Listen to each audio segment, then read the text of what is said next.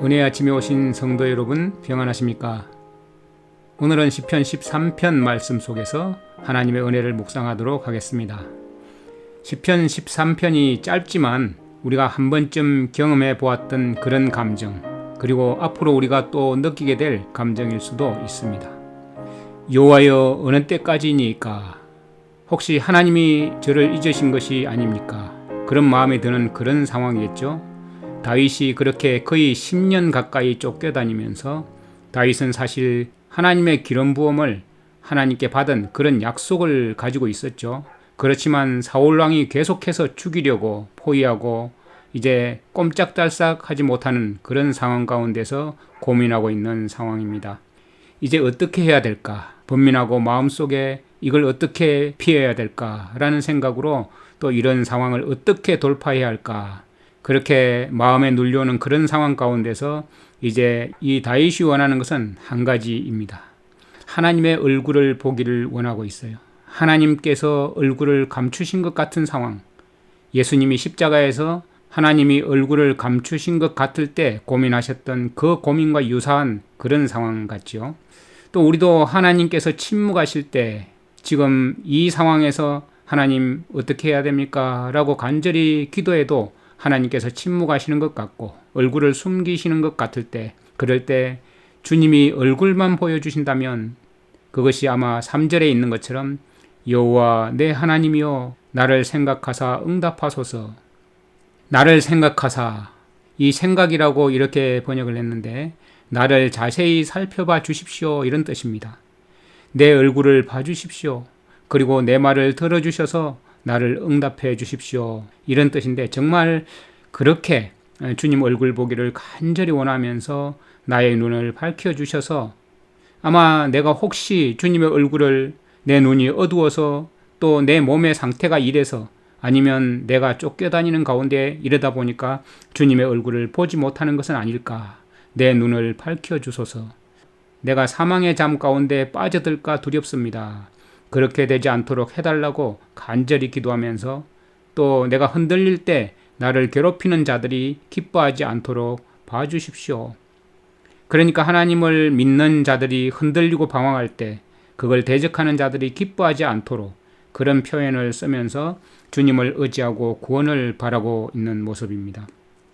참 다윗의 이 표현이 또 원수가 나를 치면서 자랑하지 않도록 그렇게 간절히 간구하는 다윗의 인내, 그러한 가운데 다윗은 정말 믿음이 있는 모습을 갖고 있습니다. 왜냐하면 언제까지입니까? 라는 그 뜻 자체가 반드시 들어주시고 꼭 나타나 주시는데 이제 시간이 언제까지 갈 것인지 지금 고민은 이것이라는 거죠.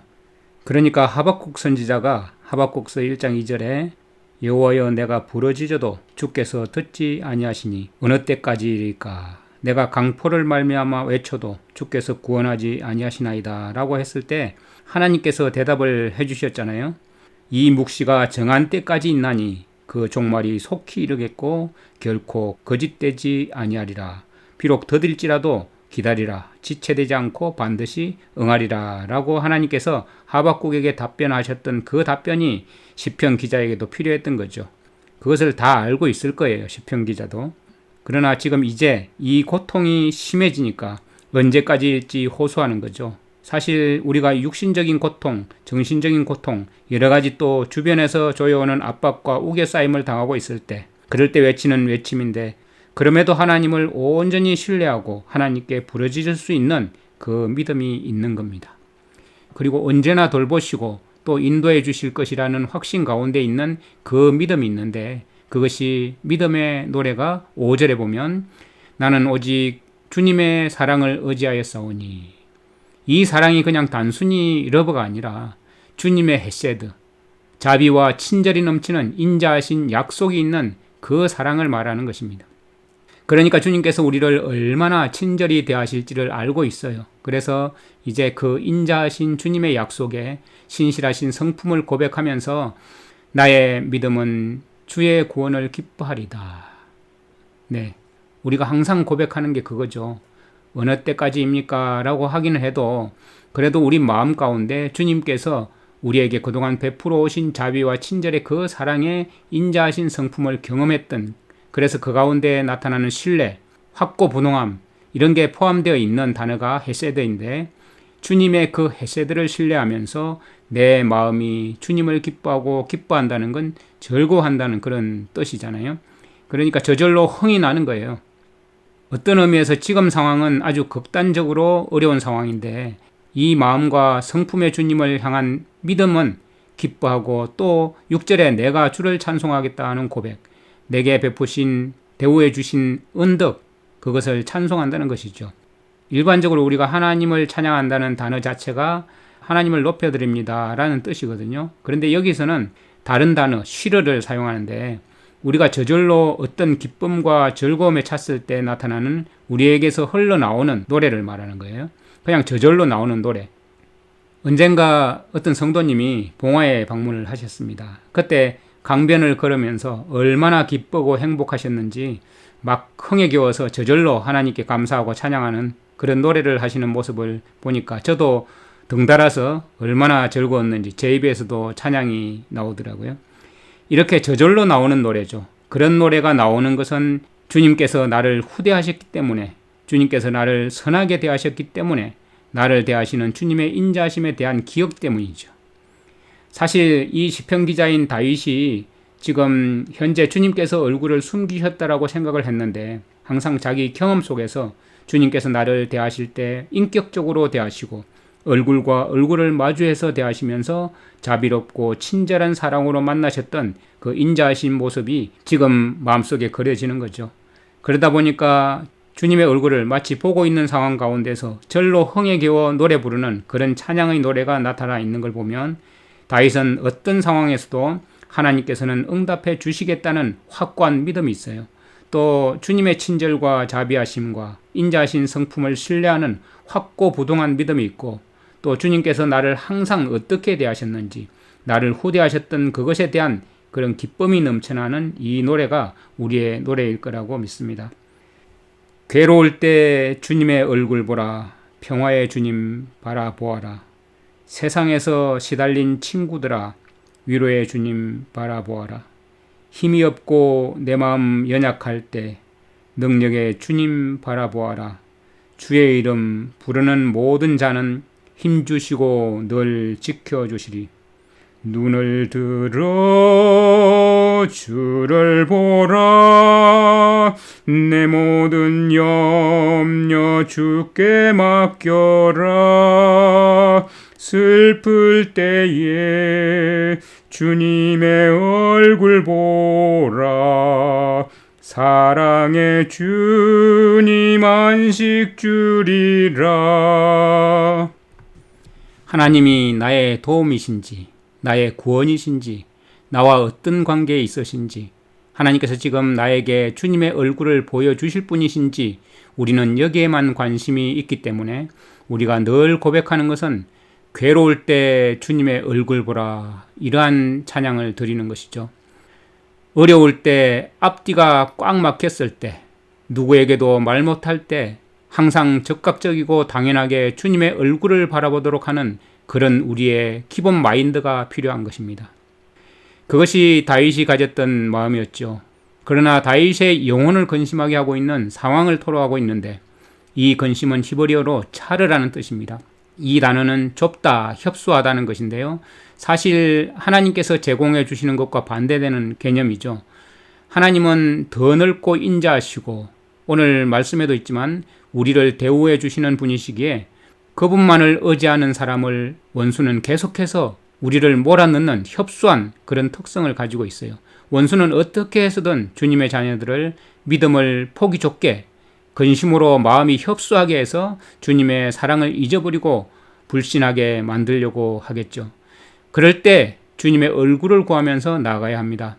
그러면 오늘 말씀해 보면 하나님의 넓으심에 대해서 전혀 모르는 자의 어떤 소행을 보면서 이 다윗이 항상 원수와 대적에 대해서 했던 그 마음의 의미가 조금 더 깊게 우리의 마음에 와닿지 않을까 그런 생각을 하게 됩니다.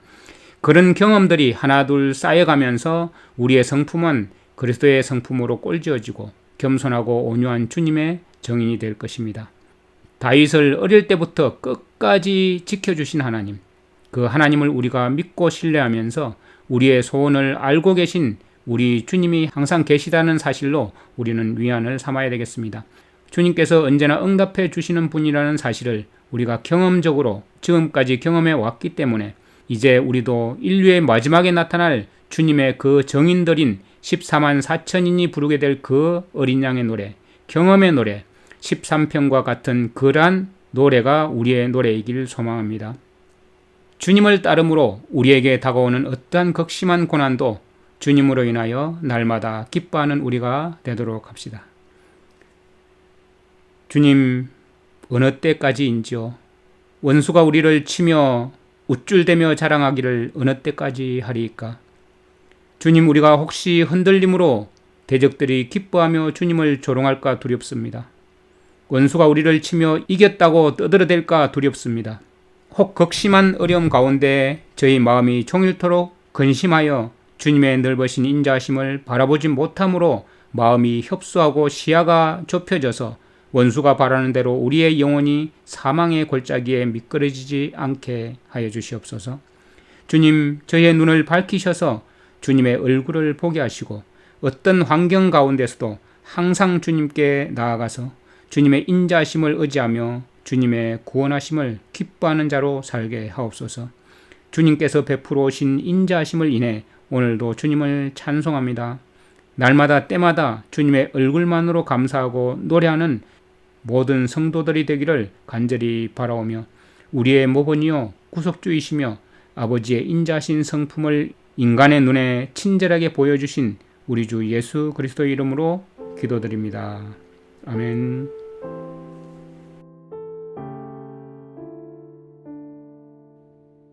시편 13편. 여호와여, 어느 때까지니이까? 나를 영원히 잊으시나이까? 주의 얼굴을 나에게서 어느 때까지 숨기시겠나이까? 나의 영혼이 번민하고 종일토록 마음에 근심하기를 어느 때까지 하오며 내 원수가 나를 치며 자랑하기를 어느 때까지 하리이까? 여호와 내 하나님이여, 나를 생각하사 응답하시고 나의 눈을 밝히소서. 두렵건대 내가 사망의 잠을 잘까 하오며 두렵건대 나의 원수가 이르기를 내가 그를 이겼다 할까 하오며 내가 흔들릴 때에 나의 대적들이 기뻐할까 하나이다. 나는 오직 주의 사랑을 의지하여 싸우니 나의 마음은 주의 구원을 기뻐하리이다. 내가 여호와를 찬송하리니 이는 주께서 내게 은덕을 베푸심이로다.